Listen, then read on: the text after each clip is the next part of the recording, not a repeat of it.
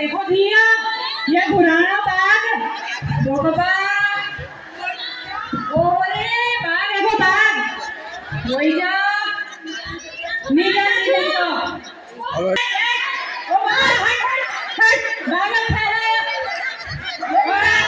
तो ये आदमी बाग है ये कोई पागल है पागल।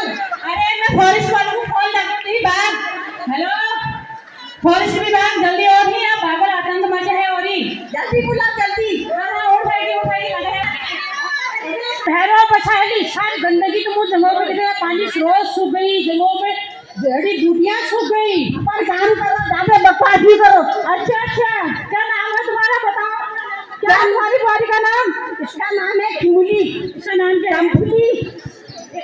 अच्छा इसकी उम्र कितनी है?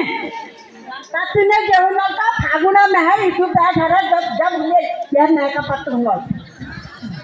ठीक है तुम कुछ भी लिखो मेरे को तो खा लिया बाग ने। नहीं आप ठीक हो जाएंगी आज जंगल में